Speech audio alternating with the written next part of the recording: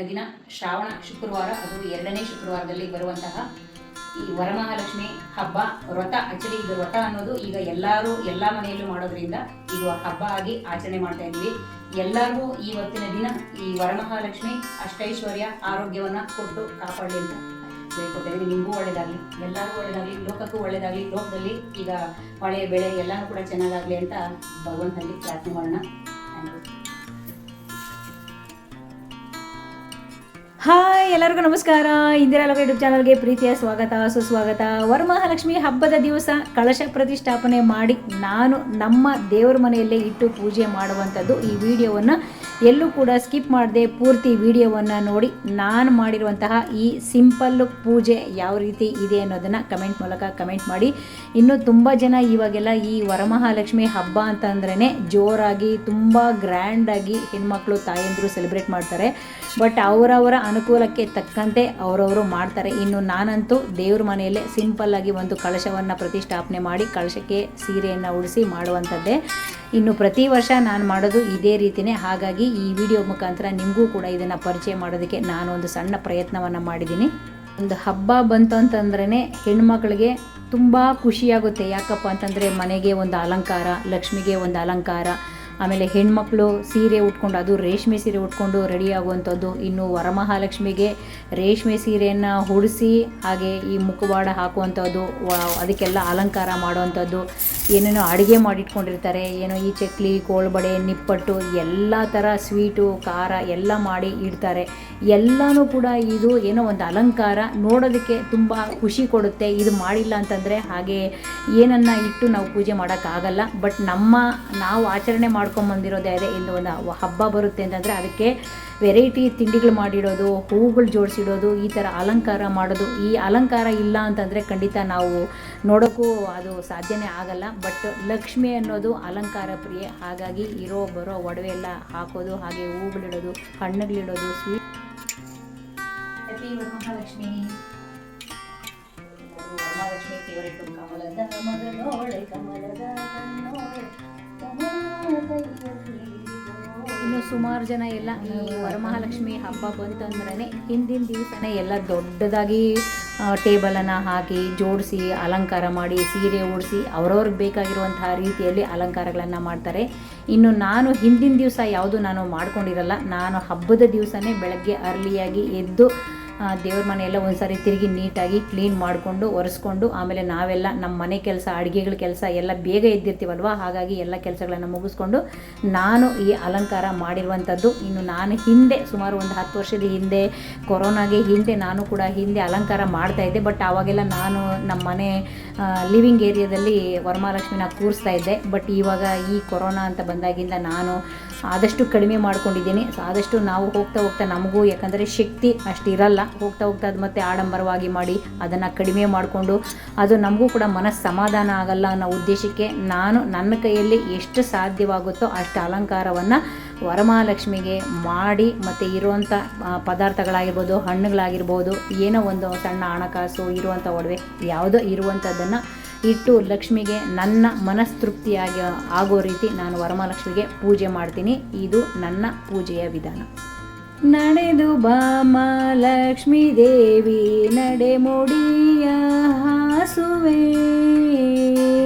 ನಡೆದು ಬಾಮ ಲಕ್ಷ್ಮೀ ದೇವಿ ನಡೆ ಮುಡಿಯ ಹಾಸುವೆ, ನಡೆ ಮುಡಿಯ ಹಾಸಿ ನಿನ್ನ ಚರಣ ಕಮಲ ಕೆರಗುವೆ, ನಡೆ ಮುಡಿಯ ಹಾಸಿ ನಿನ್ನ ಚರಣ ಕಮಲ ಕೆರಗುವೆ, ನಡೆದು ಬಾಮ ಲಕ್ಷ್ಮೀ ದೇವಿ ನಡೆ ಮುಡಿಯ ಹಾಸುವೆ, ಮರುಗ ಮಲ್ಲಿಗೆ ದವನ ಸಂಪಿಗೆ ಹೂಗಳಿಂದ ಪೂಜಿಪೆ, ಮರುಗ ಮಲ್ಲಿಗೆ ದವನ ಸಂಪಿಗೆ ಹೂಗಳಿಂದ ಪೂಜಿಪೆ, ಹೂಗಳಿಂದ ಪೂಜಿಸಿ ನಾವರಗಳನ್ನೇ ಬೇಡುವೆ, ಹೂಗಳಿಂದ ಪೂಜಿಸಿ ನಾವರಗಳನ್ನೇ ಬೇಡುವೆ, ನಡೆದು ಬಾಮ ಲಕ್ಷ್ಮೀ ದೇವಿ ನಡೆ ಮುಡಿಯ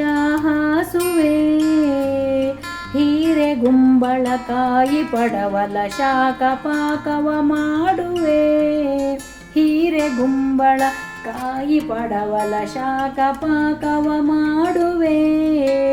ಸಣ್ಣ ಶಾವಿಗೆ ಭಕ್ಷ್ಯವು ನೈವೇದ್ಯ ಪಾರಮಾನವು.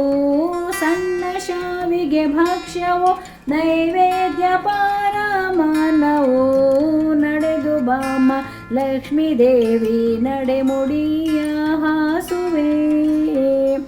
ಎಷ್ಟು ಬೇಡಿದರೂ ದಯೆ ಯಾಕೆ ಬರಲಿಲ್ಲ ಲಕ್ಷ್ಮಿ ನಿನಗೆ.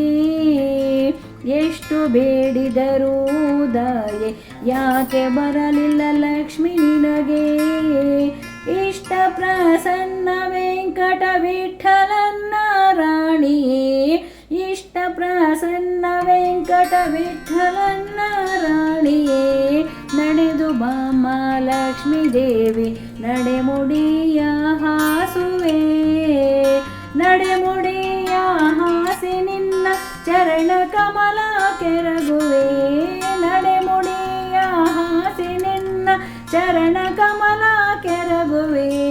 ನಡೆದು ಬಾಮ ಲಕ್ಷ್ಮೀ ದೇವಿ ನಡೆಮುಡಿಯ ಹಾಸುವೆ. ನಡೆಮುಡಿಯ ಹಾಸುವೆ. ಆರತಿ ಎತ್ತಲು ಮೊತ್ತೈದೆಯರು ದೇವಿಯ ಸನಿಹಕ್ಕೆ ಬಂದಿಹರು. ಆರತಿ ಎತ್ತಲು ಮೊತ್ತೈದೆಯರು ದೇವಿಯ ಸನಿಹಕ್ಕೆ ಬಂದಿಹರು. ಬಂದಿಹರು ತಂದಿಹರು ಅಂದದ ಚಂದದ ಹರಿವಾಣ. ಆರತಿ ಎತ್ತಲು ಮೊತ್ತೈದೆಯರು ದೇವಿಯ ಸನಿಹಕ್ಕೆ ಬಂದಿಹರು. ಕುಂಕುಮ ಹರಿಶಿಣ ಹಚ್ಚುವರು ಜೋಡಿ ದೀಪಗಳ ಬೆಳಗುವರು. ಗೆಜ್ಜೆ ವಸ್ತ್ರ ತೊಡಿಸುವರು ಕರ್ಪೂರದಾರತಿ ಬೆಳಗುವರು. ಆರತಿ ಎತ್ತಲು ಮೊತ್ತೈದೆಯರು ದೇವಿಯ ಸನಿಹಕ್ಕೆ ಬಂದಿಹರು. ದೇವಿಯ ಸನಿಹಕ್ಕೆ ಬಂದಿಹರು. ಹಣ್ಣು ಕಾಯಿಗಳ ನೆಟ್ಟಿಹರು ಹಾಡುತ್ತ ಪಾಡುತ್ತ ನಲಿಯುವರು. ದೇವಿಯ ಧ್ಯಾನ ಮಾಡುವರು ತಮ್ಮನ್ನು ತಾವೇ ಮರೆತಿಹರು. ಆರತಿ ಎತ್ತಲು ಮೊತ್ತೈದೆಯರು ದೇವಿಯ ಸನಿಹಕ್ಕೆ ಬಂದಿಹರು. ದೇವಿಯ ಸನಿಹಕ್ಕೆ ಬಂದಿಹರು. ಖಂಡಿತ ತಾಯಿ ವರಮಹಾಲಕ್ಷ್ಮಿ ಎಲ್ಲರಿಗೂ ಕೂಡ ಆಯುರ ಆರೋಗ್ಯ ಅಷ್ಟೈಶ್ವರ್ಯವನ್ನು ಕೊಟ್ಟು ಕಾಪಾಡಲಿ. ಲೋಕನೂ ಕೂಡ ಸುಭಿಕ್ಷವಾಗಿರಲಿ ಅಂತ ಹೇಳ್ತಾ ಈ ವಿಡಿಯೋವನ್ನು ಇಲ್ಲಿಗೆ ಎಂಡ್ ಮಾಡ್ತಾ ಇದ್ದೀನಿ. ವಿಡಿಯೋ ನೋಡೋವಂಥವ್ರಿಗೆ ತುಂಬ ಧನ್ಯವಾದಗಳು.